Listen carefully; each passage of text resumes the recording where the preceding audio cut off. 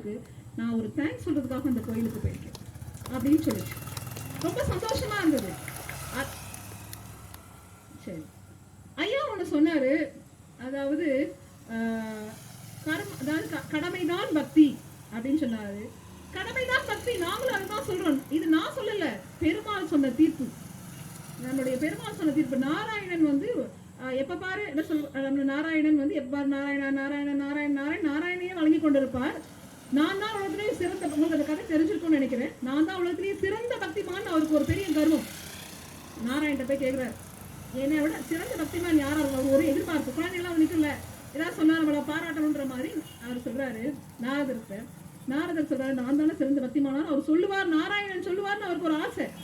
நாராயணன் போய் நின்று கேட்டா, உலகத்துல யாருப்பா சிறந்த பக்திமான் சொல்லுங்க, நாராயணன். அப்படியே வருது, நாரதன்கிற பேரை அவர் சொல்லிட்டு வர மாட்டாரான்னு. இல்ல, சொல்லல. அன்றாடம் வாழ்வில் வாழ்ந்து கொண்டிருக்கிற, சாதாரண வாழ்வில் வாழ்ந்து கொண்டிருக்கிற ஒரு ஏழையை சொன்னார். அவருக்கு ஒரே அதிர்ச்சி, இது என்னது இப்படி சொல்றாரு, நாராயணன் சொல்லிட்டாரு, கடவுள் சொல்லிட்டாரு, அது எப்படி நம்ம மறுக்க முடியும்? அப்ப கூட உடல நாரதர், அது எப்படி நீங்க அப்படி சொல்லுங்க? நான் எப்பவுமே 24 மணி நேரம் இருக்கிற அத்தனை வினாடிகளும் நாராயணா நாராயணா நாராயணன் உன் பேரை தானே சொல்லிட்டு இருக்கேன். ஆனா நீ என்ன சிறந்த பக்தன்னு சொல்லாம யாரையோ சொல்லிட்டேப்பா. அப்படியா? ஒண்ணும் இல்லை, ஒரு கிண்ணம் நிறைய வழிய வழிய வழி எண்ணெய் கொடுத்தார். இந்த எண்ணெய சிந்தாம கொஞ்சம் தூரம் சுத்தி உலகத்தை சுத்தி வந்துரு, ஒரு எண்ணெயை கையில கொடுத்து, இந்த எண்ணெய் ஒரு துளி கூட கீழே சிந்தக்கூடாது, அப்படியே உலகத்தை சுத்தி வந்துருப்பா போறார். அந்த எண்ணெய் முழு கவனமும், நாரதனுடைய முழு கவனமும் அந்த எண்ணெய் மேலதான் இருக்கு. எனக்கு இந்த பாக்குறாரு, நடைபாதையை பாக்குறாரு, எனக்கு இந்த பாக்குறாரு, நடைபாதையை பாக்குறாரு, அப்படியே சுத்தி வர்றாரு. சுத்தி வந்த பிறகு நாராயணன் கேட்கிறாரு, இப்பொழுது எத்தனை முறை என் பெயர் உச்சரித்தாய்? ஐயோ நாராயணா, நான் ஒரு முறை கூட பேர சொல்லலப்பா. ஏன்? அவருடைய கவனம் அவர் சொன்ன வார்த்தைகளில் இருந்தது. எண்ணெய் கிணற்றில் இருக்க எண்ணெய் சிந்தக்கூடாது கடவுள் சொல்லிட்டாரு இல்லையா? அப்ப கடவுளை மறந்து விட்டான். ஆனா அந்த ஏழை ஒரு விவசாயி இருந்தார் பாத்தியா, கால் அழிச்சு நாராயணான் எந்திரிச்சு மொத்த கடமைகளையும் தொடர்ந்து தவறாம செய்துட்டு இரவு படுக்கும் போது நாராயணான்னு தூங்கினார். அவ்வளவுதான். நீங்க சொன்ன அந்த கடமை ஒத்துக்கொள்ளப்பட்டது ஐயா அவர்கள். ஏன்னா எங்களுக்காக தான் நீங்க பேசிட்டு இருக்கீங்க. ஆரோக்கியதாஸ் பேசுன அத்தனை எங்களுக்காக தான் பேசிருக்காரு. நான் சொல்லிட்டு முதல்ல சொல்றேன், அவர் பேசுன அத்தனை எங்களுக்காக.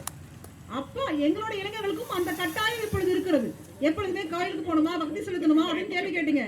எப்பொழுதுமே கோயிலுக்கு போய் பக்தி செலுத்தணும் நாங்க சொல்லல. பக்தி என்பது பரமாத்மா உன்னுள் இருக்கின்றார், உன்னை மதிச்சுக்கொள், மதிக்கணும், உன்னை வணங்கு, நீதான் கடவுள் என்று நம்பணும்.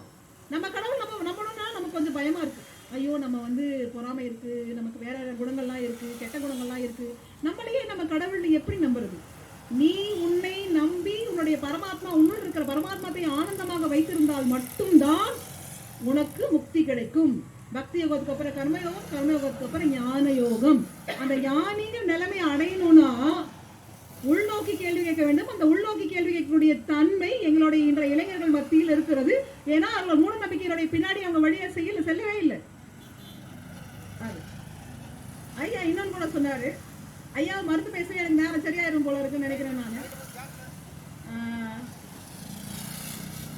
எதை வேண்டுமோ அதை தருவது, எது வேணுமோ அதான் கேட்கணும் அப்படின்னு. எங்க வீட்டுல கூட ஒரு சின்ன பிள்ளை இருக்கு. ஒரு 5 வயசு இருக்கும்போது ஒரு கேள்வி கேட்டுச்சு, அம்மா இந்த டிவி எப்படி ஒர்க் ஆகுது? நானும் ஒரு வேதியியல் ஆசிரியை, ஒரே சந்தோஷம். ஓகே பரவாயில்ல, நம்ம பிள்ளை கூட இதை கேள்வி கேட்டுருச்சு, நம்மளும் பதில சொல்லிடுவோம். அம்மா இந்த மாதிரி ரேடியோ ஸ்டேஷன் இருந்து அங்கிருந்து நமக்கு அதிர்வலைகள்லாம் வருது, அந்த அதிர்வலைகள்லாம் இங்கே வந்து எலக்ட்ரானா கன்வெர்ட் ஆகுது, எலக்ட்ரானா கன்வெர்ட் அதெல்லாம் திருப்பி வீடியோ சிக்னலாக மாறுது, அப்புறம் ஆடியோ வரதெல்லாம் ஆடியோ சிக்னலாக மாறுது. இப்படிலாம் ஒரு பெரிய கதையெல்லாம் சொல்லி அப்படியே எப்படி டிவி வந்து அங்கேருந்து சேட்டலைட் வந்து எப்படி சிக்னல் வருது, சிக்னல்லேருந்து எப்படி இங்கே வருது, நமக்கு ரிசீவ் ஆகுது, ரிசீவ் வந்து எப்படி நமக்கு டிவிக்குள்ளே வருது, டிவிலேருந்து எப்படி படமாக தெரியுது, எல்லா கதையும் சொல்லி முடிச்ச பிறகு அப்படியே பாவமாக பார்த்துச்சு. அப்புறம் சொல்லிச்சு, ஏன்டா அப்படி பாவம் பார்க்குற, புரிஞ்சுதா? இல்லைம்மா, இது விட இல்லை அப்படின்ச்சு. அப்படியா? அப்படின்னா என்ன ஆன்சர் சொல்லு பார்க்கலாம்? சுவிட்சு போட்டா டிவி ஓடும், அவ்வளோதா அப்படின்னு சொல்லுச்சு. நீங்கள் சொல்வது எல்லாம் அப்படித்தான் இருக்கிறது ஐயா. எங்களுடைய இளைஞர்கள் இன்னும் 5 வயதில் இருக்கின்ற எத்தனையோ இளைஞர்கள் இருக்கிறார்கள் மனதளவில். அவர்களுக்கு கடவுள் பக்திங்கிறது எளிமையா சொல்லணும்.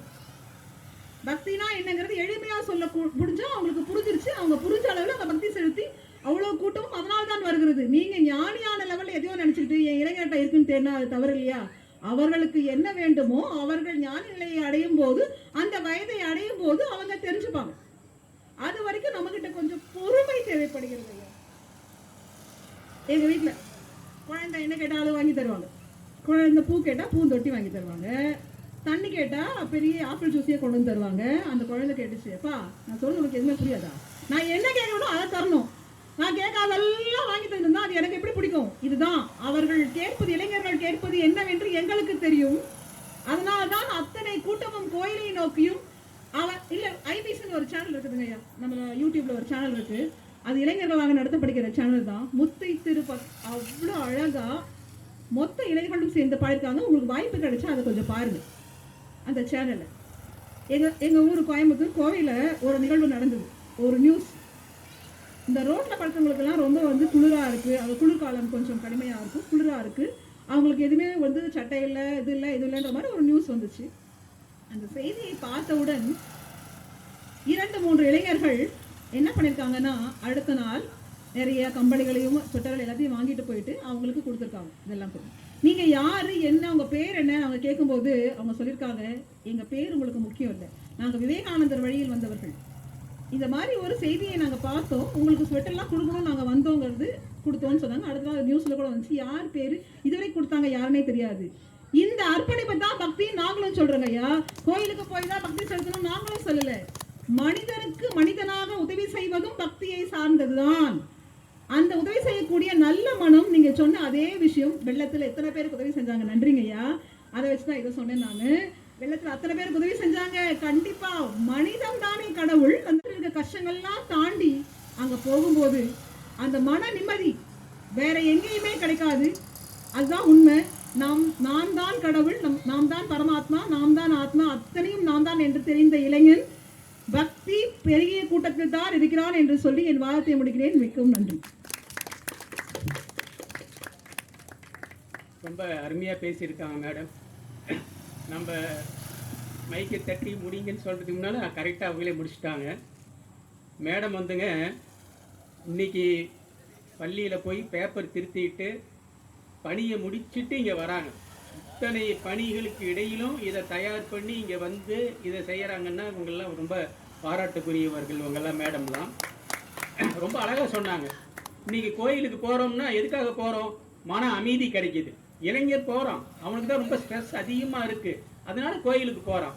இன்னொன்று அழகாக சொன்னாங்க. என்ன சொன்னாங்கன்னா, எனக்கு எந்த கஷ்டமும் இல்லை, கடவுள் எனக்கு எல்லாம் நல்லது கொடுத்துருக்காரு, அவருக்கு நன்றி சொல்கிறதுக்காக வந்தேன். அப்போ இறைவன்கிட்ட போய் எனக்கு அது வேணும் இது வேணும் நம்ம கேட்க வேண்டியதில்லை, இறைவனுக்கே தெரியும் நமக்கு என்ன கொடுக்கணும் அப்படிங்கிறத. அந்த வகையில் ரொம்ப அருமையாக பேசினாங்க. அதாவது தெலுங்குல எனக்கு தெலுங்கு தெரியாது, தெலுங்குல ஒன்று சொல்லுவாங்க, சங்கடம் வஸ்தானு வெங்கடரமணான்னு சொல்லுவாங்க. சங்கடம் வஸ்தானுன்னா எப்போ துன்பம் வருதோ, எப்போ கஷ்டம் வருதோ அப்போ தான் வெங்கடரமணனை நினைப்போம். எவ்வளவு கஷ்டம் வருதோ அவ்வளவு சாமி கும்பிடுவோம். கஷ்டம் குறைஞ்சதுங்களா சாமியை மறந்துடுவோம். அப்போ இந்த கஷ்டம் வரும்பொழுது சாமி கும்பிட்றோம் அப்படிங்கிறத ஒரு இது சொன்னாங்க. அடுத்தது இன்னொன்று சொன்னாங்க, ஒரு தேங்காய் வடிக்கிறத பற்றி ஏதோ சொன்னாங்க. எனக்கு அது ஒரு ஞாபகம் வந்தது. ஒரு இளைஞன் ஒரு கோயில் பிள்ளையாருக்கு தேங்காய் உடைச்சான். 10 தேங்காய் உடைச்சான். எத்தனையோ 10 தேங்காய். ஏண்டா தம்பி உடைச்சேன்னு நான் கேட்டேன்.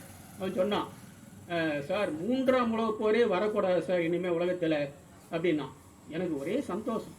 என்னடா இப்படி ஒரு பையனா, என்னது இந்த சமாதான புறாவா இருக்கியே நீ, எனக்கு நீ நினச்சா எனக்கு அப்படியே புல்லரிக்குதுடா, என்னடா இப்படி ஒரு மாணவனை இவ்வளவு சமாதானத்தை நீ விரும்புறியா அப்படின்னு அவங்ககிட்ட கேட்டேன். அதுக்கு அவன் சொல்கிறான், சார் போங்க சார், நீங்கள் வேறு முதல் 2 உலகப் போரை வச்சு அந்த பாடத்தை படித்து எங்களால் பரிச்சு எழுத முடியல, 3ஆம் உலகப் போர்னு வந்துட்டு அதை ஒரு பாடத்தில் வச்சிடும், அது எவன் படிக்கிறது, நீங்கள் வேறு, அதனால தான் 3ஆம் உலகப் போரே வரக்கூடாது அப்படின்னு வேண்டிக்கிட்டேன். அந்த மாரி பசங்க இருக்காங்க. அதேமாரி ஞானம் பற்றி சொன்னாங்க, ஞானம் தான் பக்தி அப்படிலாம் சொன்னாங்க. ஒருத்தர் சொன்னாராம், எனக்கு ஞானம் வந்ததுக்கு அப்புறம் தான் பக்தியே வந்தது அப்படின்னாராமா. ஞானம் வந்ததுக்கு அப்புறம் தான் பக்தியா, என்ன சொல்றீங்கன்னா, என் மனைவி பேர் ஞானம் அப்படின்னாராமா. அந்த ஞானம் வந்ததுக்கு அப்புறம் ஒரு தாங்க முடியல, கோயிலுக்கு போயிட்டார் பக்தியில. அது போல நிறைய மேடமும் சொன்னாங்க, இளமை, இளம் பருவம், இளைஞன்னா என்னன்னு ஒரு அந்த விளக்கம்லாம் கொடுத்தாங்க. நான் ஈஸியாக ஒரு விளக்கம் சொல்கிறேங்களே, யங்குக்கும் ஓல்டுக்கும் என்ன வித்தியாசம்னு ஒரு எல்லாருக்கும் புரியுற மாதிரியான ஒரு விளக்கம் என்னன்னாங்க, யாராவது வெத்தலை போட்டால் அது ஓல்டு ஆகும், பீடா போட்டால் அவன் இளைஞன், அப்புறம் கையில் பச்சை குத்துனா ஓல்டு. இப்போ நாம் டேட்டூ குத்துனா யங்கு. அதேமாரி மருதாணி போட்டால் என்ன ஓல்டு. இன்னைக்கு மெகந்தி போட்டால் யங்கு. அதேமாரி ஒரு கிழிஞ்ச ட்ரெஸ் போட்டிருந்தா அது ஓல்டு. ட்ரெஸ்ஸை வாங்கி கிழிச்சுக்கிட்டு போட்டானா அவன் யங்கு. இன்னைக்கு அப்படிதான் இருக்கு. அதாவது இன்னைக்கு